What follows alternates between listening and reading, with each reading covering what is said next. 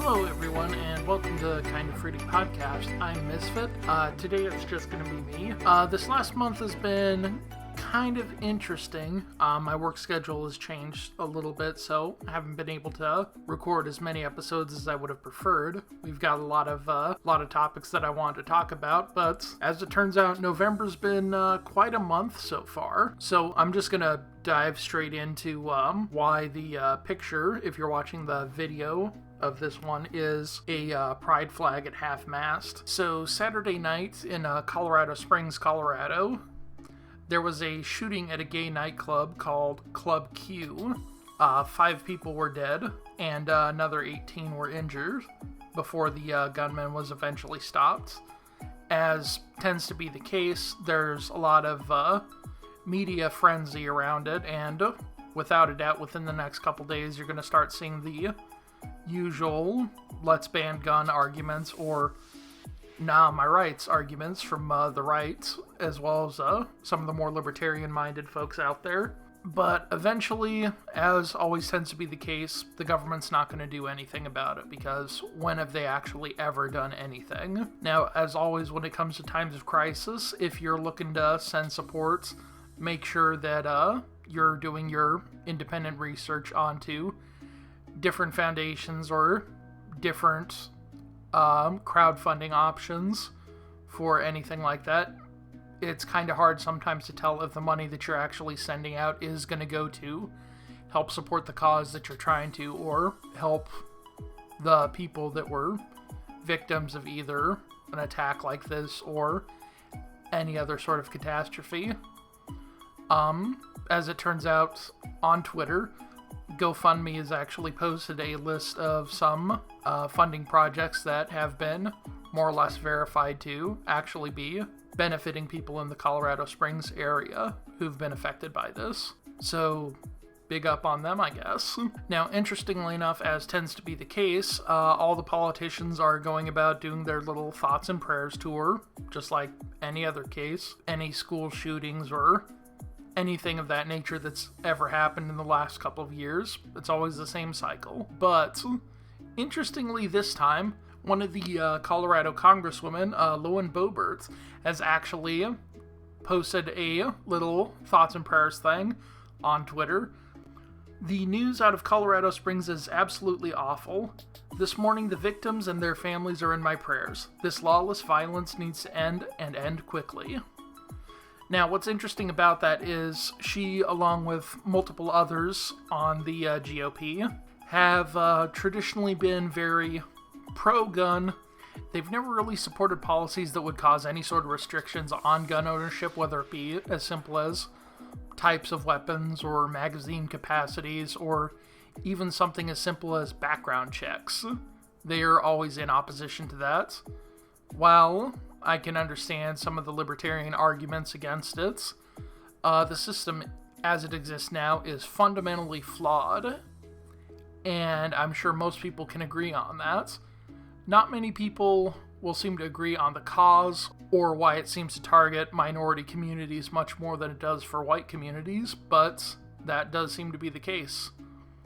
Whether it's another symptom of the systemic racism that's within the United States, or the disenfranchisement of marginalized communities, such as LGBTQ, and especially lately, there have been arguments saying that trans people shouldn't be in possession of weapons, owing also to the GOP's very hard anti-trans bent they've been doing lately. Boebert has also voted in favor of a lot of anti-gay and anti-trans legislation over her term in Congress. Speaking of Congress, other things that have happened this month so far that have made things very interesting: the election. As it stands right now, the predicted red wave by the GOP has turned out to be, well, not that much of a wave. Like a little bit of a splash, if anything. However, as it stands right now, they do seem to be in position to take control back of the House of Representatives, which essentially makes it that they can roadblock any sort of legislation that would get passed. If you remember your high school civics classes, Any bill that's proposed by Congress needs to be passed by the House as well as the Senate before it gets sent over to the president to sign into law. So, by having an opposition party in control, it's essentially a deadlock. So any bill that any one side doesn't want to go through can get immediately stopped. Which there is an argument for that having that sort of deadlock is a bit of a protection to one party gaining total control. Whereas in reality, all it does is to effectively support the status quo, preventing any sort of change, positive or negative, from occurring. Some people would argue that the possibility of negative change occurring warrants something like this, but considering over the last 30 years, there's been a few cases where single-party control does lead to certain good policies coming into effect, specifically like gay marriage essentially getting passed on a whim, and even to date being more or less upheld, even though the GOP has tried to curtail that in the recent past. They seem to have more or less shifted their angle, because seemingly even a lot of Republicans seem to accept that, yeah, gay marriage is a thing, is going to happen. So now they're mostly targeting trans people. However, for the Senate, it seems the Democrats have picked up 1 seat, whereas the GOP has lost 1 seat. The Democrats still maintain their technical majority. I do emphasize technical majority since they only have 48 seats. There's just 2 seats from parties that aren't the Republicans or Democrats. They just happen to caucus a lot and work with the Democrats a lot. So essentially, they might as well be considered Democrats. That's why technically the Democrats are in control of the Senate. However, at the moment, one thing remains kind of in flux. As it turns out, this election has been a lot more evenly divided than any of the more recent ones. Most of the vote tallies ending up around like the 51 to 52% margins for the winning parties. In a lot of cases, much slimmer margins than that. Also, to the simple fact that America is a lot more polarized in recent years than it ever has been, to the extent that there's no, like, middle ground cooperation or anything like that, which, well, that's a whole nother different conversation on whether or not that's good or not. However, at the moment, it stands that the Georgia election is scheduled for a runoff election. That's the election between Warnock and Walker for the Senate seat there. If Warnock loses, then basically nothing changes in the Senate, other than a couple of names. The Democrats will still be in control because they have the technical majority, plus they have the vice president as the tiebreaker votes. But as we've seen with last year, while they had a majority in both the Senate and the House, nothing real of substance ever really got done. There's a few like token measures here and there, but nothing concrete in policy, while they had the ability to do something with it. Held up partially by certain Democratic senators who would tend to vote against Democratic policies that many of them, including a lot of the majority of Democratic voters, and even a substantial amount of Republicans were in support of. However, one thing that is interesting about it is many of the candidates that were put forward and very much endorsed by Donald Trump have either lost their bids for re-election or just hilariously lost their attempts at getting elected. So maybe that's a good sign that in general, some of the insanity that came as a result of the Trump-led or Trump-idolizing GOP is on the way out. However, that does not mean the GOP is in the clear. They've still got a lot of issues. I'm sure that from just the little bit of talking that I've done on this show, a lot of people have pretty well guessed where my policies stand. And I do apologize if this does come off as a bit of a bias, because it kind of is. Like myself and Brenna have said, we're not out to try and push any agenda. I'm not trying to convince you of anything in particular. I'm just giving you my personal viewpoint on a lot of these things. Speaking of Donald Trump, let's get back to Twitter. A lot of stuff's happened with Twitter over this last month. One with Elon Musk making his purchase on it. He was trying to purchase it earlier in the year, but he eventually backed out of that one. So I guess he had a change of heart or something. So originally he had said that he would not reinstate Trump's Twitter account because he simply did not like the guy. But recently he had like a poll on his account where people were allowed to vote on whether or not Trump's account should be returned to Twitter. And the results on that were, unsurprisingly, yes, the people that are big fans of Elon Musk are also fans of Donald Trump. So, as a result of that, Donald Trump is now active again on Twitter. I say active in the sense of his account is no longer blocked. He himself is not active on Twitter at the moment, and I don't particularly foresee him becoming active on Twitter as he's currently more focused on pushing his Truth Social platform, a conservative-leaning social media site. So I would imagine probably won't be seeing too much out of his account there, or at least for the time being. Whether or not that affects anything is kind of irrelevant.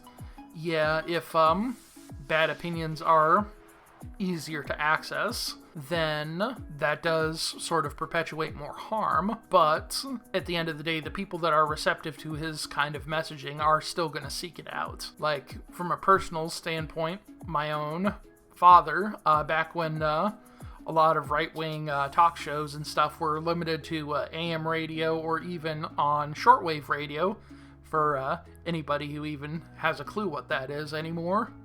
We remember listening to, like, Alex Jones's early shows just broadcasted on shortwave. Back then, he wasn't nearly as much of a kook, but you can see where everything was sort of going. So, as long as there's somebody to receive a message, they're gonna look for it. Just making it difficult to find doesn't really stop anything. As many anti-censorship arguments go, all it does really is just sort of add a little bit of a mystique, this forbidden knowledge and whatnot, that this is what they don't want you to know. So, obviously, there must be something cool there. So, of course, any young person or anyone that's already on that sort of bent of things is going to go take a look at that. Along with that, slightly lighter news, the new Pokemon Scarlet and Violet games have come out, and myself and my wife Brenna have been playing those pretty well. More or less, I'd say enjoying it. However, there are some problems with the game. It's like the game itself as a Pokemon game goes is pretty good. It's a little bit different, considering it's more of an open world game, even more so than the side game Legends Arceus, or Arceus, depending on however you wish to pronounce it. The story is nowhere near as linear. It gives you a lot of options, and sometimes in those options it does sort of lead you into some cases where you accidentally die really easily. But trial and error just sort of works for any of those games anyway, so if nothing else, go for it. Now, there are plenty of glitches in the game, like errors in the texturing, inconsistent frame rates, and all things just suggesting that the game itself didn't have nearly enough development time, which is 100% true when you think about it. Last full Pokemon game that came out was Pokemon Sword and Shield, which was in 2019, I believe. So a grand total of about 3 years, though not even really 3 years because the teams were sort of divided at that point because Sword and Shield had its DLC packs that came out over the course of 2020. So, like, the team was sort of divided. I'm sure they had their own core team working on the new Pokemon game at the time because they also had another team that was working on Legends Arceus, which came out last year. So, the team's being divided like that, and then eventually just sort of slam-a-jamming everything together in the last year to try and get everything ready for launch. And there were plenty of issues that were sort of brought up in a lot of the pre-release trailers, and that's possibly why a lot of the information about the game was kept intentionally vague, to the point that the only time any good info came out was not so much official press releases or anything like that from Pokemon or Game Freak, but from the leakers and hackers who got early access to it, either through early copies that got sent out too early or through the digital preloads for any digital purchases that were on a CFW running hardware.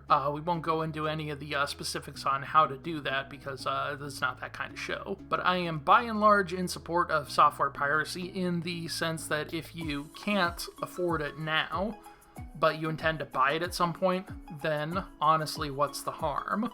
WinRAR has existed as a program for many years where it just sort of nags you endlessly about, hey, purchase this program, hey, purchase this program, hey, purchase this program, but it will let you retain and use it completely, essentially free, with just annoying notifications that, hey, maybe you should pay for this. To eventually, some people do pay for it, a lot of people don't, but as it turns out, like many software developers found out in the early days, trying to stop piracy does exactly nothing to do that. It may make it a little bit more difficult, and that alone may make people more likely to pay for it. But at the same time, like with Windows 10, where Microsoft stopped really pursuing the pirated versions of Windows out there as they had done in the past, because at the end of the day, whether it's pirated or not, they're still using their products. And since their product is so directly integrated with the Microsoft Store, that they may purchase games and stuff for that program that requires that operating system through that platform. So either way, whether you buy Windows 10 or not, Microsoft is still making money. Plus the sort of ingrained advertising and stuff inside of Windows 10 itself, plus the telemetry and tracking data that it can use to sell off to ad agencies to learn your browsing habits or any of your computer use habits. For any sort of firm that might be interested in that kind of data, they still have a way to make a profit. So even if you give them nothing, they're still getting everything they need. Now, when it comes to Pokemon, there's no real incentive for them to hold back the release as was attempted by CD Projekt Red with Cyberpunk, which, as everyone will agree, that, yeah, the game could have gotten held back a little bit longer and it probably would have been a lot better on release. Same thing goes with No Man's Sky a few years before that. It was 2017, I think, on that one. At the end of the day, it doesn't matter. With a name as big as Pokemon or as big as some other game franchises out there, especially like Call of Duty or big fiasco that was Assassin's Creed Unity, people are buying it for the name as much as they are the actual content. Myself, I'm a very story-oriented gamer, so as long as the story is up to snuff, then I'm interested. But in this case with Pokemon, there are some very severe glitches to the point where I've even made the joke that, hell, Game Freak heard how much people loved Generation 1, that's red or blue or red or green, for you depending on your regions, that they even decided to bring back the glitches, because those original games were hilariously buggy, game-breakingly broken. If you did certain things in just the right order, you could make the game completely unplayable, or even remove your save file, or corrupt it to the point where your cartridge was essentially useless. So far, nothing like that has happened, and I doubt it would ever happen due to the nature of the Switch hardware, but there's always a possibility. However, most of the issues that I've noticed with Scarlet and Violet are basically just from lack of development time. They just didn't have the time to focus and polish it the way that they would any other game. Some people out there say it's due to the Switch's not as powerful hardware compared to other consoles, but that's also not exactly the case, considering there have been multiple highly graphically demanding games on the Switch, including the new Xenoblade Chronicles 3 game, or for instance some of the ports of different games like Diablo 3 or The Witcher 3. I'm noticing a lot of threes in that category. But yeah, a lot of those ports do get somewhat stripped down as long as they retain the same core gameplay elements. The graphics may not be as good, but there's still just as much going on in them. So the Switch can actually handle quite a bit when the game has been properly optimized. So this is just a case of that. It just needs more work. It needs more time to cook. And I'm sure over time we'll see plenty of patches addressing a lot of these issues. But the simple fact of the matter is, the way pre-orders are currently and how they drive the gaming companies to get people to pay for something that isn't even out yet, that's incentive enough for them to just release a product as is, completely unfinished. And people will still... You've already bought it. So, good luck trying to return it at GameStop. Their return policy for new products is notoriously fun. I should know, I used to work with them. But now, we're gonna take a step back to something I mentioned in a previous episode, and finally cover the Just Stop Oil protests. Or, in the grander scheme of things, protesting as a whole, but this is just a good example of it.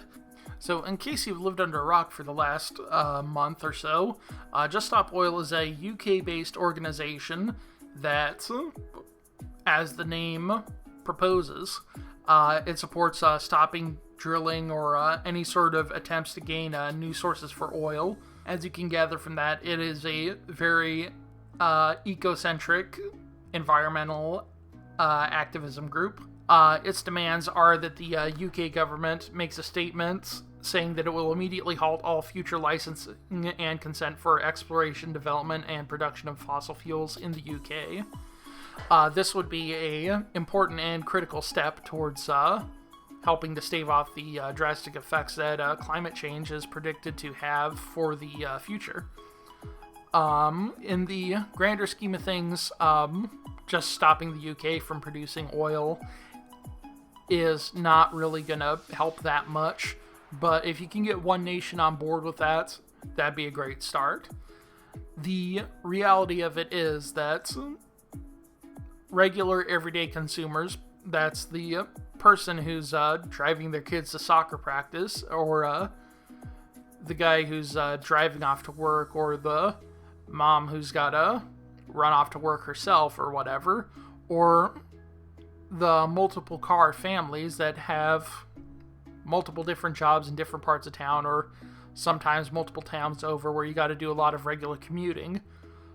Most of the fossil fuel related emissions aren't coming from that as much as it is from shipping and commerce.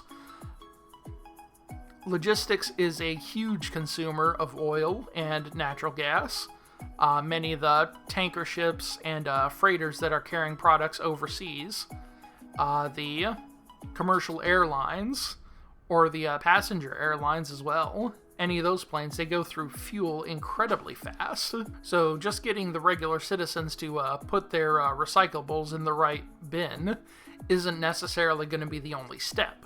You've got to do something about the consumption of oil and natural gas in the industrial sector as well. Now, the interesting thing about Just Stop Oil, beyond the large press that they've received lately from the protests that have involved splashing soup or God knows what on different paintings, the messaging is that if you think this is horrifying, just imagine what it's going to be like in 50 years when nobody has any food to eat because global warming has ravaged the planet. A good message. An interesting point. I think this goes about as far as many people have heard in general, that yes, these are the effects that global warming could have on the climate. Now, for a bit of clarification, I'm not intending to criticize the environmental movements. In fact, I am in vast support of curtailing fossil fuels and adopting clean, renewable energy sources, such as solar and wind power, as well as further adopting of nuclear power to essentially stopgap for the bits that solar and wind can't cover. Myself, I live in one of the northern states in Wisconsin. In the wintertime, we don't get a ton of sunlight, and snow would make the most solar panels a little bit useless. So wind power would be the most feasible one, hydroelectrics as well, but there's not a lot of major rivers that could be dammed up like that. And even so, damming causes a lot of harm to rivers' ecosystem. both up and downstream. And considering how flat a lot of Wisconsin is, just damming up, like, say, the Fox River from the Green Bay and Lake Michigan all the way down through basically the entire state would cause a lot of damage wherever it may be, even though the river itself isn't particularly huge. But of course, as it is, nuclear power is very scary. There are a lot of high-profile incidents around it, but in the grand scheme of things, coal-fired plants have been responsible for more deaths than nuclear ever will. Though, the bigger danger with nuclear is a lot of the long-lasting effects of not only the mining and concentrating of this radioactive material, but also the storage. One of the things that I remember from my childhood was the proposition of the Yucca Mountain storage sites, which I'm not sure what went through with that, but there were plenty of protests from the NIMBY movement, not in my backyard, where people didn't want trucks of uranium being shipped through their towns to go down to this disposal site, which arguably is very understandable. If something ever went wrong, if one of those trucks ever overturned, then what could possibly happen? Which is why most reactors, up to a point, store most of their waste on sites. But moving swiftly along, Just Stop Oil is Just Stop Oil is far from the only environmental activism group out there, as many people have been paying attention to the news, or even casual glances at Twitter would show you. What's been interesting about it has been a lot of the conspiracies around it because of its connections. Now, one of those is specifically about the CEF, or the Climate Emergency Fund. The CEF is a United States-based movement founded in 2019, providing grants and funding for climate groups across the world. Since around 2020, or 2022, CEF has funded about 39 different organizations with over $4 million distributed among all those groups. One of the things that's led to a lot of this controversy is the founder of CEF, Eileen Getty. Not specifically for anything about her, but essentially her family. She has a lot of inherited wealth from the former Getty Oil Company. See the name there? But she's decided to use her money for good, essentially, by creating this fund that could be used to do something about some of the evils that have come about through fossil fuel consumption and use. And that does rather beg the question of, does the name on the check affect the message itself? I think it doesn't, in the sense that whether or not these activists are getting paid doesn't matter the source of where it's coming from. If what they're intending to do is put out this message, then, of course, it's still going to go out the same way. As it stands, CEF does not have any sort of owning stake in this group, nor does it have any sort of sway with their leadership, or at least that's what's been said about it. So, I don't think it affects or dilutes the message in any way. However, a lot of the tactics of Just Stop Oil have engendered sort of a bit of negativity around their part of the movement specifically. Like the shock value of attacking, in a sense, these art exhibits just to spread a message is considered by a lot of people particularly abhorrent, ignoring the fact that a lot of these exhibits that have had soup thrown at them have essentially been, protected behind glass enclosures, so no actual harm was done to the exhibits whatsoever, other than the sudden shock and awe of the media cycles throwing out these gifts from the AP. Now, the interesting thing about all of this is whether or not the form of messaging dilutes the message itself. And some could argue that it does, by essentially attacking the public in some cases. Not specifically like these art protests, but some of the road sit-ins that Just Stop Oil and many other protest organizations have done over the years, blocking traffic, usually dispersing enough to let emergency vehicles through. That's pretty much standard fare for almost any protest organization, because at the end of the day, they're just trying to get a message across. They're not trying to kill people or by any way cause somebody to be injured or harmed. However, there are some cases that have happened, especially one that's got kind of notable on the news for some dude who was out on a work release from jail, to where if he didn't show back up to work or back to his incarceration at a certain time, his sentence could be either increased or he could lose that job and be forced back into jail. As the prison systems as they are in the US focus more specifically on profit as opposed to actual reform or any sort of education, to where anyone who's been incarcerated for a long time, the sort of temptation of reoffending is there, because if you're stuck behind bars for over 10 years, you're thrown out into a world that's completely different from what you remember.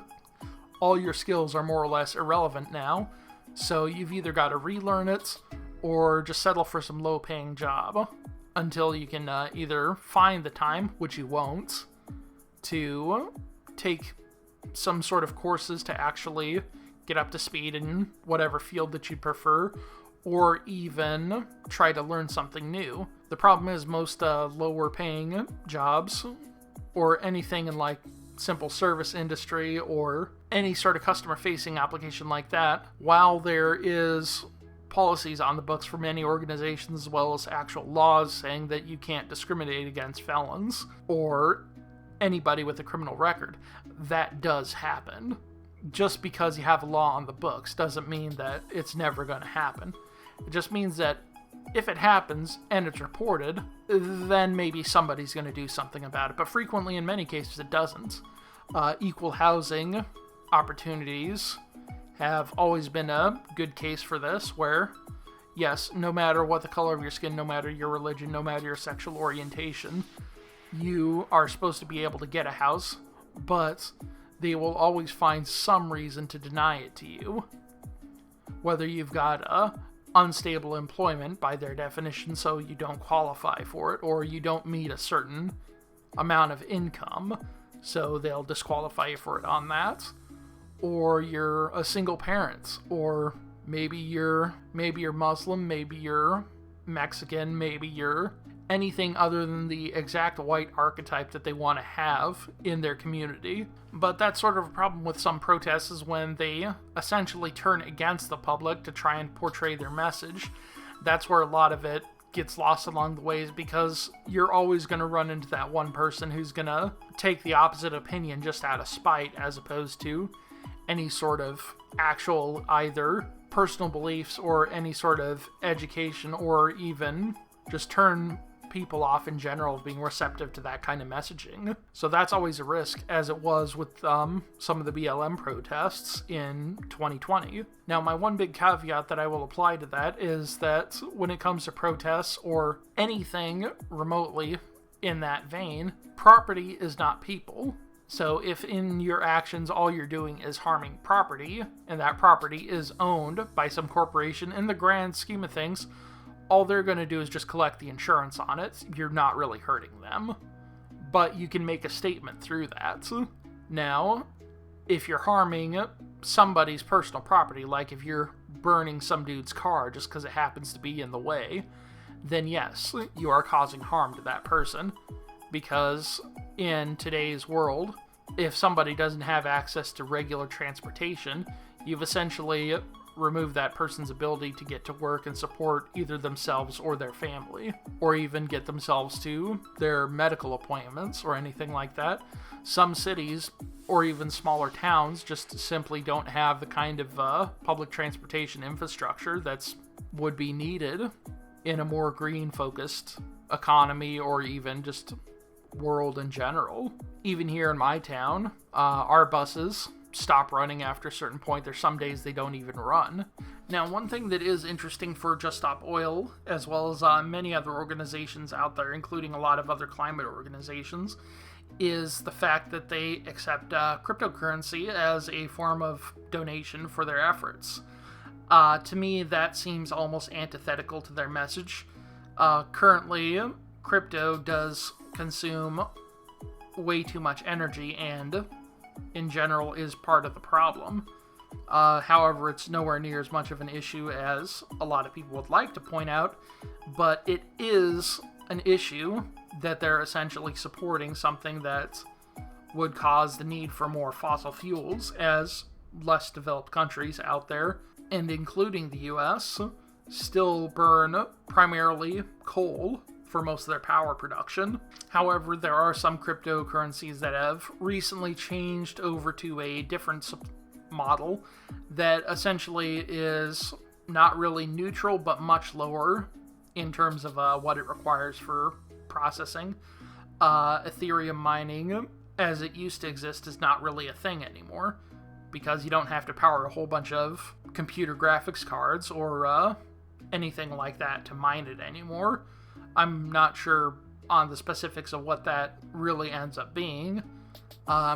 Not really a crypto person. I used to be in favor of like the idea of what crypto represented, but now it's become, by my perspective, a lot more of just like another financial grift. Especially lately in the news, there's been the collapse of FTX. But speaking of other things with Just Stop Oil, recent changes in UK laws have led to stricter punishments for anybody arrested as a result of protest actions that cause damage to property or disruptions in traffic. This is sort of not new and does echo a lot of sentiments here in the US, but regardless of whether or not you agree with the message, anything that is a curtailing of the freedom of speech or freedom of expression, for the US's case, protected by the First Amendment. I don't know what the UK equivalent of that is. Anything of that nature that abridges those rights is without a doubt bad and could only have the potential of becoming more harmful. In general, anything that gives the police more power is particularly harmful. In fact, some of the more recent legislation has been passed that would allow the police to set start and finish times on protests and set noise limits on them as well, increasing maximum penalties for obstruction of like highways to essentially an unlimited fine and up to 6 months imprisonment or both. The most commonly cited thing on that is the recouping on the financial effect of those demonstrations, protests having cost Britain's high-speed rails the equivalent of like $150 million, and also in certain cases of protests and different tactics could face up to 3 years in prison, or much like in the US where you can get certain enhancements on your crimes, you could get an enhancement for protests. But as always, this is all something that is still somewhat in flux, as a lot of these are still going on. A lot of these protests through various different organizations, including Just Stop Oil, as well as the unfolding news about the shooting at the Club Q. There is always going to be more information about that, especially the Club Q one, being very recently fresh as of the time of recording this, yesterday, in fact. So I assume there's going to be plenty more details coming out, so be sure to keep your eyes peeled for that. For now, I think I'll just leave this episode here. So if you've made it through this little bit of a more individual ranty one, and the somewhat disjointed structure of this one, feel free to give us a rating on your podcast app of choice. You can find us on YouTube, you can find us on Spotify, or wherever you get your podcasts. We are also hosted on Podbean, podbean.com/kindofruity. You can also find us on YouTube at kindofruitypod.